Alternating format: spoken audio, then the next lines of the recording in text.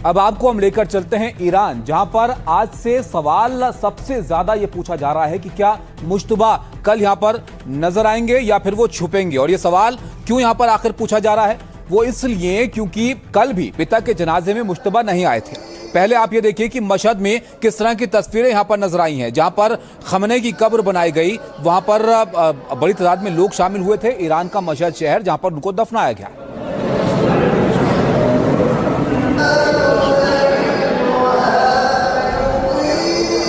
ये जो तस्वीरें आप देख रहे हैं ईरान के मशहद की, जहां पर अली खमनेई को दफनाया गया और उनकी कब्र बनाई गई।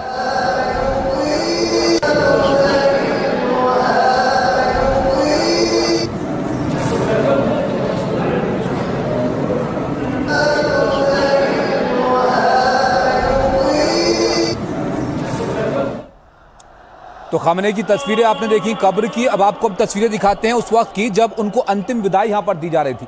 भारी तादाद में लोग सड़कों पर उस वक्त मौजूद थे और ये जो भीड़ है, हुजूम है, ये आखिरी विदाई के लिए खमनेई की सड़कों पर उतरा था। ईरानी सरकारी मीडिया ने दावा किया है कि पूर्व supreme leader Ayatollah Ali Khamenei के अंतिम संस्कार और श्रद्धांजलि कार्यक्रम में 4 करोड़ से ज्यादा लोग शामिल हुए थे।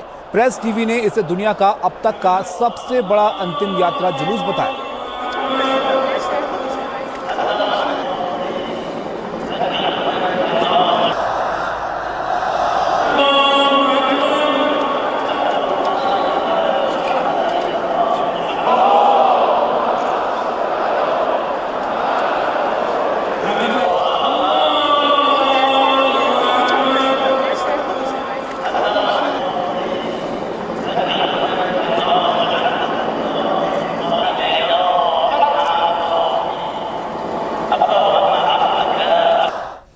करोड़ों की तादाद में लोग यहां पर इस अंतिम यात्रा में शामिल हुए। अब कुछ और तस्वीरें हम आपको दिखाते हैं। यहां पर 6 दिन तक चले कार्यक्रम में तेहरान, क़ोम, नजफ, करबला और मशहद में इन कार्यक्रमों को आयोजित किया गया। सार्वजनिक अंतिम यात्रा की शुरुआत पिछले शनिवार को तेहरान के ग्रैंड मुसल्ला परिसर से यहां पर की गई थी, जहां हजारों लोग खमनेई को अंतिम विदाई देने के लिए इकट्ठा हुए।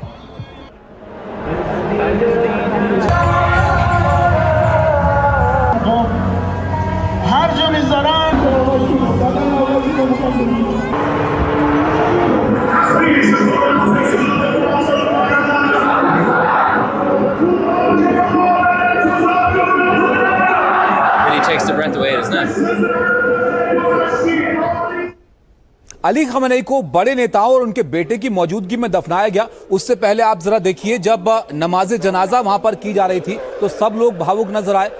खमनेई के बड़े बेटे मुस्तफा खमनेई ने जनाजे की नमाज यहां पर करवाई और इस दौरान तमाम लोगों की आंखों में आंसू थे। बाहर उनके समर्थक भी रो रहे थे।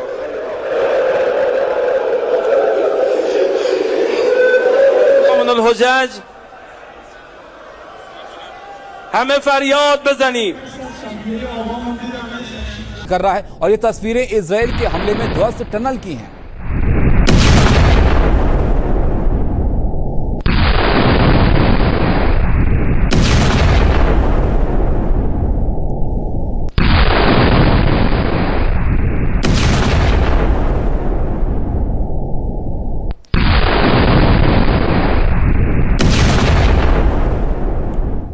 तो इन हमलों का सिलसिला नहीं रुक रहा है। अब हमले हो रहे हैं तो ईरान क्या कह रहा है? ईरान भी सीधा अमेरिका को चेतावनी यहां पर दे रहा है कि अगर हमले नहीं रुके, अहम ढांचे पर हमला हुआ तो उसका जवाब दिया जाएगा और इजराइल इससे नहीं बचेगा। जिस तरह से ईरान ने अमेरिकी ठिकानों पर मिसाइलें दागी, उसी तरह इजराइल पर भी हमले की धमकी अब ईरान ने दी है, क्योंकि ईरान की सरकारी मीडिया के मुताबिक सुप्रीम नेशनल सिक्योरिटी काउंसिल के सचिव मोहम्मद बागेर जोलक बदर ने यह चेतावनी दी है।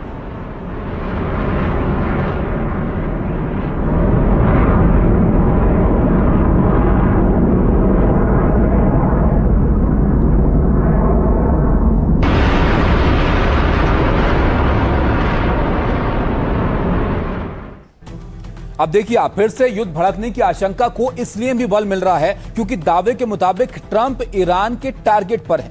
अमेरिकी मीडिया ने यहां पर ट्रंप की जान को खतरा बता दिया है। उनके मुताबिक ईरान ट्रंप की हत्या की साजिश रच रहा है, लेकिन इजराइल ने ट्रंप को हत्या की साजिश की चेतावनी यहां पर दी है। यानी इजराइल ने अमेरिका को यह खुफिया जानकारी दी जिसके मुताबिक ईरान ट्रंप की हत्या की योजना बना रहा है। ये खुफिया जानकारी ट्रंप पर हमले की आशंका से जुड़ी हुई है और अमेरिका भी यहां पर कहता रहा है कि हमने ईरानी साजिशें नाकाम की हैं। हाल ही में तुर्की में नाटो समिट में ट्रंप ने एक बड़ा बयान दिया था। राष्ट्रपति ट्रंप ने कहा था कि मैं ईरान की हिट लिस्ट में नंबर 1 पर हूं और इसके साथ ही अमेरिका ने ईरान में ताबड़तोड़ हमले किए हैं। लेकिन अमेरिका सैन्य अधिकारी ने दावा करके सबको चौंका दिया कि गुरुवार को हमले में अमेरिकी सेना शामिल नहीं थी। हालांकि ईरान ने अमेरिका को ही कटघरे में इसके लिए खड़ा किया और इसी बीच खबरें यह भी हैं कि अमेरिका इजराइल बड़े हमले की तैयारी में। नेतन्याहू ने यहां पर कहा कि ईरान के साथ जंग अभी खत्म नहीं हुई है और आने वाले दिनों में नई चुनौतियों का सामना करना पड़ सकता है। इजराइल कैसे भी ईरान को परमाणु हथियार बनाने नहीं देगा और इजरायली एयरफोर्स के कार्यक्रम में नेतन्याहू ने यहां पर साफ कहा कि अगर इजराइल ने ईरान के खिलाफ कार्रवाई नहीं होती है तो ईरान अब तक परमाणु हथियार बना चुका होता। तो वो लगातार ये दावे कर रहे हैं कि वो ईरान को परमाणु हथियार नहीं हासिल करने देंगे और उनको टारगेट वो करते रहेंगे।